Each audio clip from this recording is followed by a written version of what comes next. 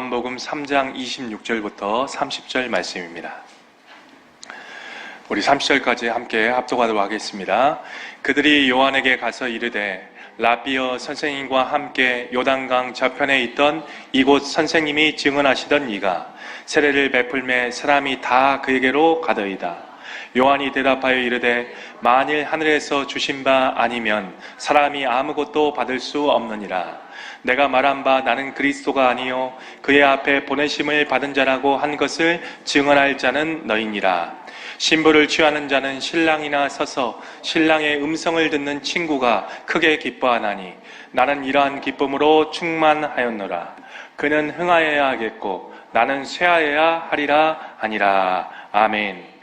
우리 성도님들, 관종이란 말과 빌런이란 말을 혹시 들어보셨습니까? 요즘 MZ세대에서 유행하는 신조어입니다.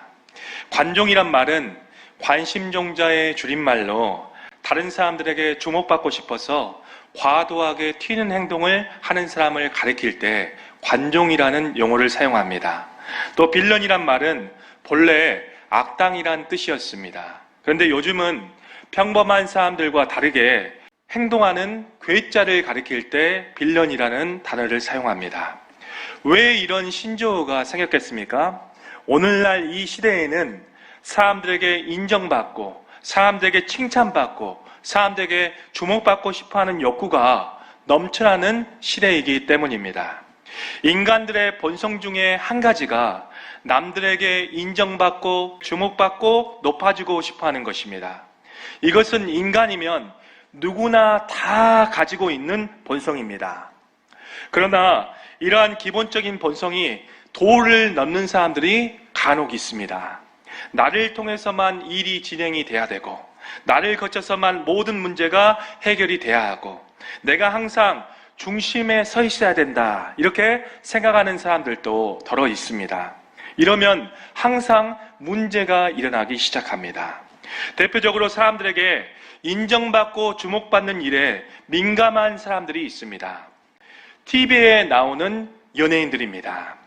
연예인들은 대중들의 인기를 먹고 삽니다. 혹시 내 인기를 다른 사람이 가져가게 되면 그 현실을 수용하지 못하고 몹시 불안해하고 괴로워한답니다. 그래서 혜성처럼 주목받는 신인 배우가 나타나기 시작하면 기존 배우들 사이에서 서로 시기하고 질투하고 경기하는 일이 굉장히 비일비재하다라는 말들을 제가 들었습니다. 연예인들의 삶은 겉으로는 화려하게 보일지라도 이 마음이 병들어 있고 마음이 무너져 있는 사람들이 굉장히 많이 있습니다. 또 사람들에게 인정받고 주목하는 일에 민감한 사람을 예로 든다면 정치인들을 예로 들 수가 있습니다. 정치인들은 선거철에 유권자들에게 인정받고 주목받으려고 수많은 방법들을 동원합니다. 상대 후보보다 내가 밀린다고 생각하면 그 현실을 수용하지 못하고 자기 컴플렉스와 경쟁심으로 상대방의 약점을 잡아서 비방하고 깎아내리는 정치인들이 굉장히 많이 있습니다. 어떻게 해서든지 자신의 지역구나 표밭에 다른 후보가 들어오는 것을 용납하지 못합니다. 3선을 하고 4선을 하더라도 계속해서 이 권력의 자리를 빼앗기지 않으려고 합니다. 이 사람들은 누구보다도 사람들에게 인정받고 주목받는 일에 민감한 사람들입니다. 우리의 삶은 다를까요? 평범한 우리의 삶도 마찬가지입니다. 나도 직장 부서에서 어떤 성과를 인정받고 싶어하고 자신 때문에 회사가 잘 되어간다 라는 칭찬을 받고 싶어합니다. 그러다 나보다 먼저 인정받고 주목받는 사람이 생기게 된다면, 나보다 더 뛰어난 후배가 내 직장 부서에 들어오게 된다면 괜시리 그 사람을 시기하고 질투하는 것이 우리들의 속마음입니다. 지난 동창회 때 친구들 사이에서 내가 성공했다라고 모든 친구들에게 주목을 받았습니다. 그런데 다음 동창회를 갔는데 나보다 더 성공하고 나보다 더 잘난 친구가 나타나면 지난번 친구들의 칭찬은 다 잊어버리고 괜히 내 자신에 대해서 소외감이 들고 자책감이 듭니다. 모든 사람은 자신이 사람에게 인정받고 자신이 높아지고자 하는 조그만한 욕구들이 다 있는 것입니다. 그런데 현실은 어떻습니까? 그런데 현실은 누구나 다 인정받고 누구나 다 주목받을 수 없더라는 것이죠.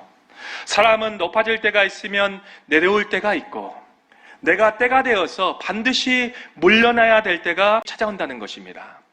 이것이 인생의 법칙이고 인생의 순리라는 것이죠. 교회 안에서도 이러한 인정 욕구가 작동할 때가 굉장히 많이 있습니다. 내가 교회에서 봉사 섬김을 많이 해서 담임 목사에게 인정을 받고 싶어 하고 다른 성도들에게 내가 괜찮은 신앙인인 것처럼 나의 믿음을 인정받고 싶어 하는 욕구를 가진 사람들이 교회 안에도 반드시 존재한다는 것이죠. 우리의 신앙의 진실은 언제 드러납니까? 혼자 신앙생활할 때 나의 신앙이 잘 드러나지 않습니다. 우리의 신앙은 공동체 내에서 관계가 맺어질 때 우리 신앙이 잘 드러나기 시작합니다. 지금 선교 후원을 하는 미종족 아프리카 사람들을 사랑하기 너무나 쉽습니다. 현재 나에게 직접적인 피해와 직접적인 영향을 주지 않기 때문에 우리는 그들을 얼마든지 불쌍히 여기고 그들을 후원할 수 있습니다. 그런데 누구를 정말 사랑하기 힘듭니까? 나와 같은 공동체에 속해 있으면서 나랑 직접 대면하고 나랑 같이 생활하는 사람들을 쉽게 사랑하기가 힘듭니다. 왜 그렇습니까? 나에게 직간접적으로 영향을 미치기 때문입니다. 하나님께서 왜 우리 모두에게 공동체를 허락해 주셨을까요? 우리를 개인이 아니라 이 공동체 속에서 서로 수많은 사람과 생활을 하게 만드신 목적은 이 공동체를 통해서 내 자신의 부족함을 보고 나를 깎으시고 다듬으시기 위해서 또 날마다 다른 사람을 보면서 내 자신을 점검하라고 하나님께서 공동체를 허락해 주신 것입니다.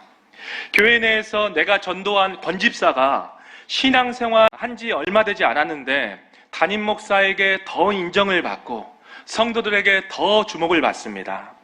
내가 말하면 사람들이 무시하는데 이 권집사가 말만 하면 사람들이 잘 경청하고 그 의견들을 잘 따릅니다. 그러면 실제로 배가 아픕니다. 아주 기분이 나쁩니다.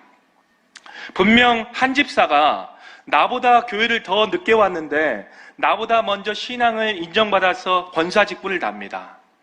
여전도의 회장직을 맡습니다. 그러면 어떻습니까? 화가 나죠? 내가 무시당한 것 같습니다. 한 집사가 꼭 내 자리를 차지한 것 같습니다. 이런 일들은 실제로 교회에서 자주 발생하는 일들입니다. 한마디로 교회에서 암과 같은 불치병, 섭섭병입니다. 이 섭섭병에 걸리면 영적으로 육적으로 회복하기가 쉽지가 않아요. 이 섭섭병은 교회 안에서 마귀가 가장 사용하는 공격 무기라는 것입니다. 이 섭섭병이 들면 누구라도 다 마귀의 시험의 올무에 빠져들기 시작합니다. 목회자들은 어떨 때 섭섭병이 들까요? 갓 들어온 부목사가 있는데 갓 들어온 부목사가 설교를 할 때 성도들이 담임 목사 설교보다 부목사의 설교에 더 은혜를 받게 되면 담임 목사가 섭섭병이 들기 시작하죠.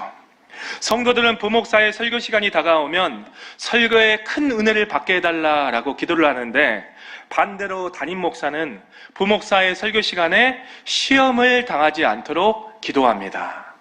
이러한 일들이 한국 교회 내에서 비일비재하다라는 것이죠. 제 경험에 의하면 담임 목사가 하나님의 충만한 은혜로 설교를 준비하고 본인 설교에 성령의 기름 부으심이 있다는 확신이 있다라면 부교육자가 아무리 설교를 잘하더라도 성도들에게 칭찬을 받더라도 흔들리거나 당황하지 않습니다. 그런데 담임 목사가 자기 설교에 대한 기름 부음이 없고 자기 설교에 대한 영적 자신감이 없을 때 다른 부교육자들 설교에 민감해지기 시작합니다. 바로 이것이 열등감이라는 것이죠. 내가 칭찬받지 못하고 내가 주목받는 자리를 극복해내기란 정말 쉽지 않습니다. 그러나 내가 인정받고자 하는 열등감과 시기와 질투는 나도 망치는 것이고 우리 공동체도 망치는 지름길인 것입니다. 공동체 내에서 내 옆 사람이 인정받고 주목받을 때, 내가 주목받지 못하는 자리에 놓여졌을 때 내가 어떻게 반응하는가, 이것을 잘 살펴보면 나의 신앙의 성숙도를 가늠해 볼 수 있습니다. 오늘 본문의 세례 요한도 자신이 인정받는 자리와 주목받는 자리를 예수님께 내어놓는 장면이 그려지고 있습니다. 고대 근동 사회에서 스승이라는 것은 자기를 따르는 제자의 수에 따라서 그 선생의 명예가 결정이 되었습니다. 당시 유대 사회에서 세례 요한의 위치는 어땠습니까? 아주 명예로웠습니다. 수많은 사람들이 세례 요한을 따르고 세례 요한을 추종하였습니다. 예수님이 오시기 전까지 세례 요한은 많은 유대인들에게 주목을 받기 시작했죠. 또 많은 유대인들에게 존경을 받았습니다. 수많은 유대인들의 셀럽이자 이스라엘의 슈퍼스타가 세례 요한이었습니다. 우리 마가복음 1장 4절부터 5절 말씀 함께 읽어보도록 하겠습니다. 세례 요한이 광야에 이르러 죄사함을 받게 하는 회개의 세례를 전파하니 온 유대 지방과 예루살렘 사람이 다 나아가 자기 죄를 자복하고 요단강에서 그에게 세례를 받더라. 아멘. 당시 세례 요한의 인기를 온 유대 지방과 예루살렘에 사는 모든 자들이다라고 이야기를 하고 있어요. 실제로 이스라엘의 다는 아니겠죠. 그만큼 많은 사람들이 이 당시 때 세례 요한을 따르고 추종했다는 것을 우리가 오늘 성경을 통해서 알 수가 있습니다. 유대 지방에서 세례 요한은 누구나 다 인정받고 누구나 다 주목하는 인기 절정의 사람이었다는 것입니다. 세례 요한이 이러한 위치에 있었을 때 한 사건이 발생하기 시작하죠. 우리는 오늘 본문을 보면 세례를 베푸는 두 현장을 오늘 성경은 우리에게 소개하고 있다는 것을 우리는 알 수가 있습니다. 예수님과 제자들은 유대 땅으로 와서 세례를 베풀었고, 세례 요한과 세례 요한의 제자들은 살렘에 가까운 에논에서 세례를 베풀었습니다. 세례받는 현장이 두 장소가 존재했다는 것이죠. 그때 세례 요한의 제자들이 유대인들과 결례 논쟁을 하고 난 이후에 돌아와서 세례 요한에게 이렇게 말하기 시작합니다. 오늘 본문 3장 26절에 많은 사람들이 스승인 세례 요한에게 세례를 받지 아니하고 예수님이 세례를 주는 세례 현장으로 가고 있다라고 불평불만을 하였습니다. 세례 요한 제자들은 예수님이란 호칭을 사용하지 않습니다. 다만 요단강 저편에 있는 자, 선생님이 증언하는 자라는 이러한 표현을 씁니다. 이러한 표현을 이 세례 요한의 제자들이 사용한 것으로 볼 때 예수님께서 세례 주는 것을 못마땅하게 여겼다는 것을 우리는 알 수가 있습니다. 세례 요한 제자들이 세례 요한에게 왜 이런 말들을 하였을까요? 세례 요한에게 예수님을 경계하고 주의하라는 의도가 담긴 말이었다는 것입니다. 예수가 너의 인기를 다 빼앗아 간다. 너의 성공을 가로채고 있다. 너는 예수라는 사람을 경계해야 된다. 이런 의미가 담겨져 있었다는 것입니다. 세례 요한의 제자들은 자기 스승이 사람들에게 인정받고 주목받지 못한 것에 불평과 불만을 품었던 것입니다. 우리는 이러한 세례 요한의 제자의 말들 뒤에 있는 사단의 계략을 잘 살펴볼 수 있어야 돼요. 나보다 다른 사람이 더 주목받고 인정함을 받고 있을 때 사람을 시기하고 질투하고 섭섭하게 만드는 것이 공동체에서 사탄이 가장 즐겨 사용하는 공격 전술이라는 것을 우리가 확실히 오늘 본문을 통해서 알아야 될 줄 믿습니다. 현재 유대 땅 두 곳에서 세례가 베풀어지고 있습니다. 예수님이 계신 곳에서 사람들이 북적북적 몰려들기 시작하면서 세례를 받고 있습니다. 그런데 세례 요한의 세례 현장은 어떻습니까? 사람이 없어서 썰렁한 분위기가 연출이 되고 있습니다. 어제까지만 해도 세례 요한의 세례 현장은 사람들이 많이 몰려왔었는데 예수님께서 유대 땅에 오셔서 세례를 준다고 하니까 사람들이 모두 빠져나가서 예수님께서 세례를 베푸신 곳으로 사람들이 모두 몰리고 있었습니다. 우리 성도님들 한번 생각을 해보십시오. 세례 요한과 예수님은 사촌지간이었습니다. 또 세례 요한이 예수님보다 형님입니다. 사역 시작도 세례 요한이 선배였습니다. 그런데 사람들이 세례 요한보다 예수님을 더 주목하고 세례 요한보다 예수님을 더 따르기 시작합니다. 당시 세례 요한의 마음은 어땠을까요? 평소에 세례 요한은 자기의 위치와 역할을 잘 알고 있는 사람이었습니다. 세례 요한은 요한복음 1장 23절 말씀에 보면 주의 길을 걷게 하기 위해서 광야에서 외치는 자의 소명이 자신의 사역임을 확실히 알고 있던 사람이었습니다. 세례 요한이 자신의 역할과 자신의 소명을 잘 알아도 실제로 한 명의 인간으로서 자신의 자리를 내어놓고 자신이 인정받고 칭찬받는 자리를 내어주는 것이 쉽지는 않았을 것입니다. 우리 성도님들, 나라면 어땠을 것 같습니까? 쉽게 자리를 내놓을 수 있으시겠습니까? 보통 사람들은 나보다 더 주목받고 더 인정받는 사람이 있다면 그 사람을 시기하고 질투하고 어떻게 해서든지 그 자리를 뺏기지 않으려고 노력을 할 것입니다. 그러나 자기 신분과 위치와 역할을 아는 세례 요한은 자신의 육신의 생각과 육신의 감정을 다 접고 그 자리를 순수하게 예수님께 내어드리는 세례 요한의 모습을 오늘 본문에서 볼 수가 있다는 것이죠. 우리 요한복음 3장 27절부터 29절 말씀 함께 읽어보도록 하겠습니다. 요한이 대답하여 이르되 만일 하늘에서 주신 바 아니면 사람이 아무것도 받을 수 없느니라. 내가 말한 바 나는 그리스도가 아니요 그의 앞에서 보내심을 받은 자라고 한 것을 증언할 자는 너희니라. 신부를 취하는 자는 신랑이나 서서 신랑의 음성을 듣는 친구가 크게 기뻐하나니 나는 이러한 기쁨으로 충만하였노라.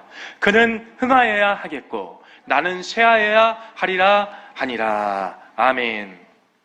세례 요한은 사람에게 인정받지 못할 때, 주목받는 자리에서 내려와야 했을 때 어떤 믿음으로 이 상황을 극복했을까요? 자, 첫째로 세례 요한은 자기에게 맡겨진 소명만을 성실히 수행하는 믿음으로 이 상황을 극복했다는 것입니다. 우리 요한복음 3장 26절 말씀 함께 읽어보도록 하겠습니다. 그들이 요한에게 가서 이르되 라비어 선생님과 함께 요단강 저편에 있던 이곳 선생님이 증언하시던 이가 세례를 베풀매 사람이 다 그에게로 가더이다. 아멘. 26절에 처음 세례 요한의 가르침을 듣고 몰려들었던 군중들은 이제 예수님께로 몰려들기 시작하였습니다. 세례 요한은 그때 생각을 했을 것입니다. 나는 어떻게 할 것인가? 세례 요한의 식을 줄 모르는 인기는 끝이 나고 있었고 자기보다 더 큰 자에게 자신이 가려지기 시작했습니다. 자신에게 찾아오는 군중들은 이제 거의 없어진 상태가 되었습니다. 세례 요한은 이 상황에서 어떻게 행동했을까요? 오늘 본문을 보면 세례 요한이 낙담하고 괴로워했습니까? 아니죠.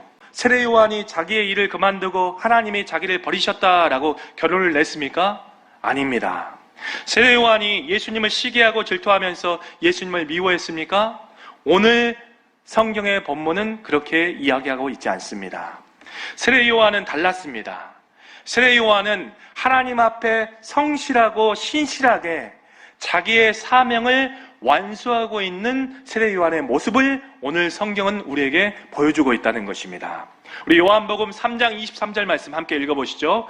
요한도 살렘 가까운 에논에서 세례를 베푸니 거기 물이 많음이라. 그러므로 사람들이 와서 세례를 받더라. 아멘. 세례 요한은 자신에게 주어진 사명의 자리에서 최선을 다해서 맡겨주신 이 세례의 사명을 감당했다는 것입니다. 한 명이 와도 수많은 군중들이 몰려와도 하나님께서 맡겨주신 그 사명의 자리를 묵묵히 지키는 세례 요한의 모습을 우리가 오늘 성경을 통해서 살펴볼 수가 있습니다.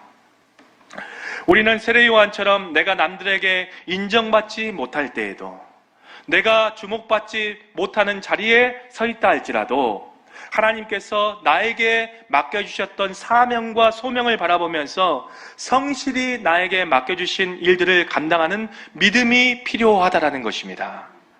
우리의 역할과 믿음의 그릇은 다 같을 수가 없습니다.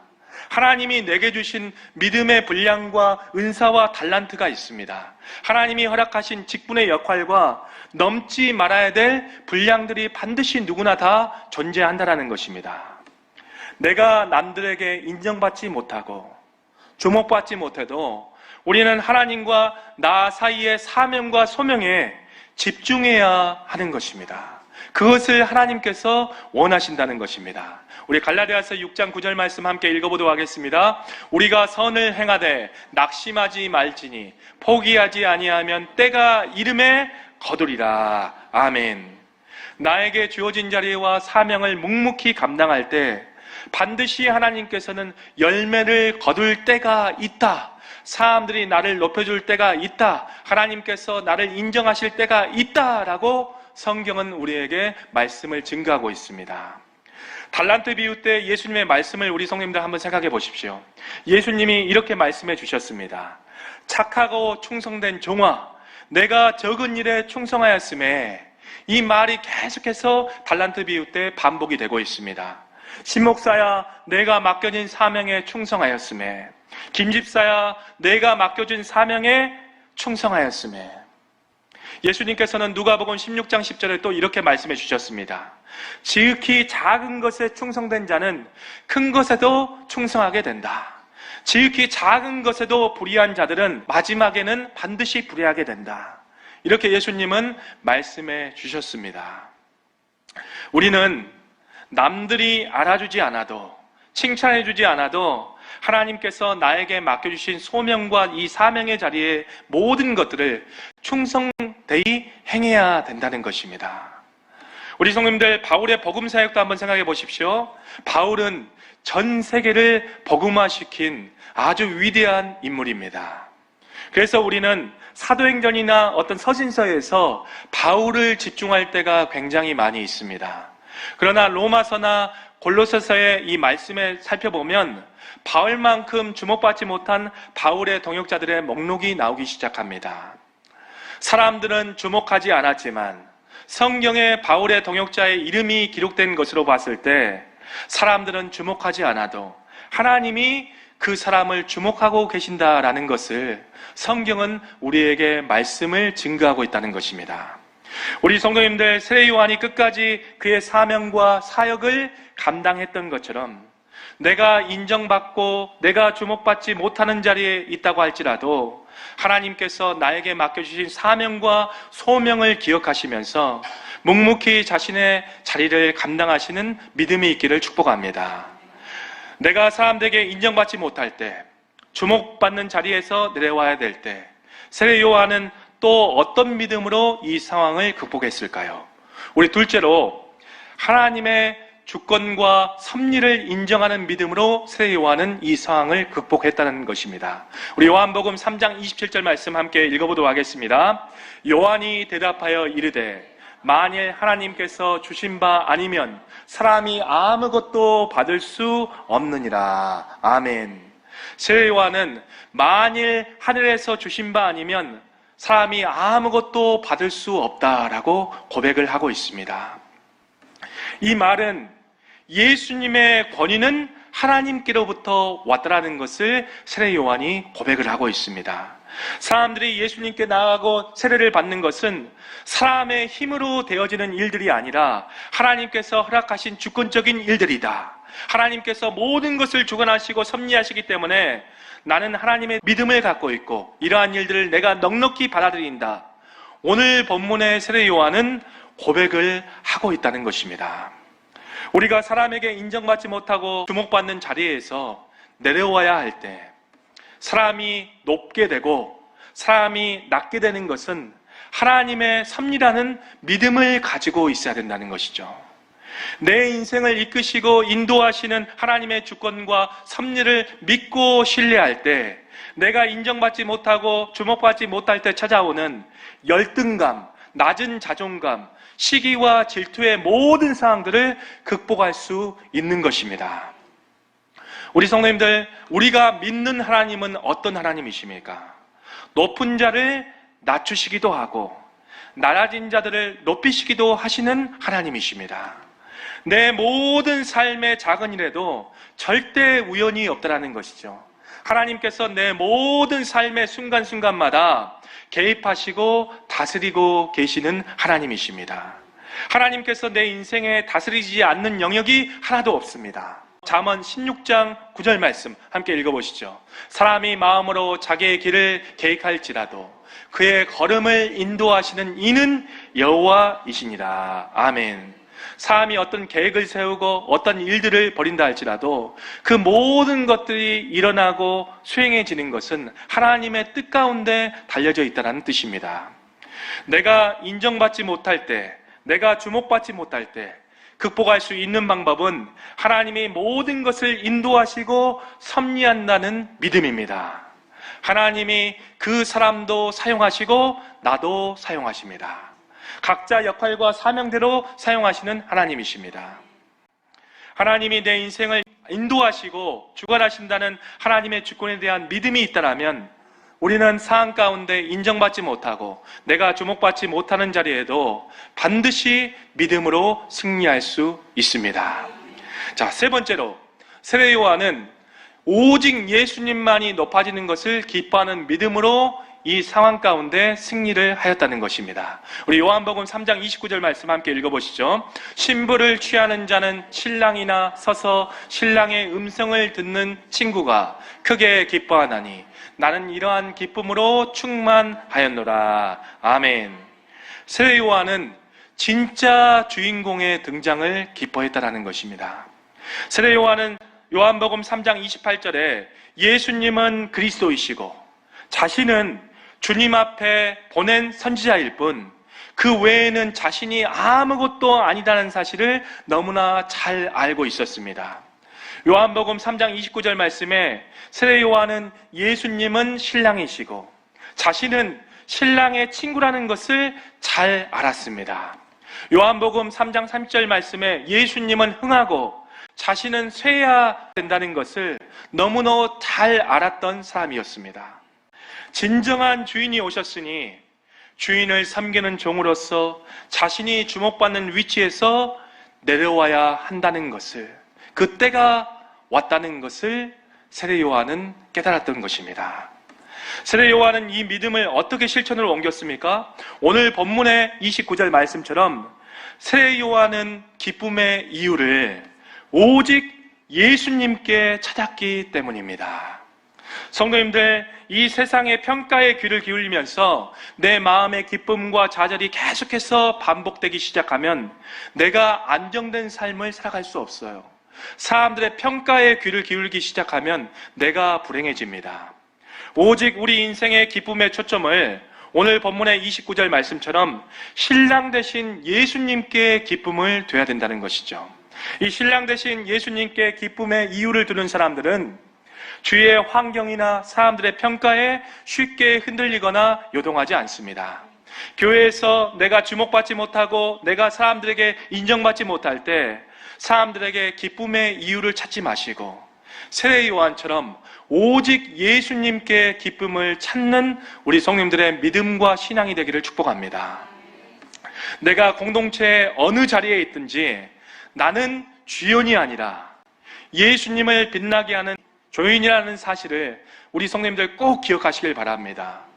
목사를 포함해서 누구든지 우리는 예수님을 빛나게 할 주인공이 아닙니다. 조연입니다. 나는 상관이 없다. 오직 예수님만 높아질 수 있다라면, 내가 주목받지 못하더라도 나는 쇠해지더라도 예수님만 주목받을 수 있다라면, 내가 아니라 주변의 동역자들 때문에 예수님만 빛나면 족한 것이다. 나는 사람의 영광을 구하지 아니하고 주님의 영광만을 오직 구한다. 이러한 고백의 믿음이 우리 가운데 있어야 되는 것입니다. 이 믿음이 있으면 세례 요한처럼 사람들이 나를 인정하지 않고 주목하지 않더라도 상실감을 갖지 아니하고 예수님 때문에 기뻐할 수 있는 것입니다. 바울이 빌립보 감옥에 갇혔습니다. 바울이 감옥에 갇혀 있는 동안에 어떤 사람들은 투기와 분쟁으로, 어떤 사람들은 착한 뜻으로 그리스도를 전파하였습니다. 이에 바울은 이렇게 고백을 하고 있습니다. 우리 빌립보서 1장 18절 말씀 함께 읽어보시죠. 그러면 무엇이냐? 거칠애로 하나 참으로 하나 무슨 방도로 하든지 전파되는 것은 그리스도니 이로써 나는 기뻐하고 또한 기뻐하리라. 아멘. 우리의 기쁨은 나의 상황과 환경에 높고 낮음에 달린 감정적인 기쁨이 아니다라는 것이죠. 내가 주님만을 나의 기쁨으로 여기면서 내가 주 앞에서 늘 조연된 신앙으로 살아가겠다. 이렇게 늘 우리의 신앙을 고백할 때 우리는 주목과 인정과 칭찬의 결핍에서 오는 상실감과 소외감을 극복할 수 있는 것입니다. 온전히 주님만을 기쁨으로 여기는 자들은 오늘 세례 요한의 이러한 고백을 할 수 있어야 돼요. 우리 요한복음 3장 30절 말씀 우리 함께 읽어보도록 하겠습니다. 그는 흥하여야 하겠고 나는 쇠하여야 하리라 하니라. 다시 한번 읽습니다. 그는 흥하여야 하겠고 나는 쇠하여야 하리라 하니라. 아멘. 주님만 영광 받으시고 주님만 높아지게 된다면 나는 쇠하여도 좋습니다. 사람의 칭찬이 아니라 주님만이 나의 기쁨의 근원 되십니다. 고백할 수 있어야 된다는 것이죠. 우리는 세상에서도 교회에서도 사람들과 함께 살아가면서 내가 인정받지 못하고 내가 주목받지 못하는 많은 상황들을 만나게 됩니다. 그럴 때마다 세상 사람들처럼 소외감과 열등감으로 괴로워하지 마시고 또 시기하고 질투하는 자로 살아가지 마시고 오늘 세례 요한처럼 하나님의 사람으로서 나의 사명과 소명을 생각함으로 묵묵히 자신의 사역을 감당하는 믿음으로 나의 모든 상황과 환경에 하나님의 주권과 섭리를 인정하는 믿음으로 주님만을 나의 기쁨으로 여기면서 내가 주 앞에 늘 조연된 인생을 살아가겠노라고 고백하는 믿음으로 승리하는 우리 성님들의 삶과 신앙의 축복이 있기를 바랍니다. 하나님은 세례 요한 같은 자를 찾으시는 하나님이십니다.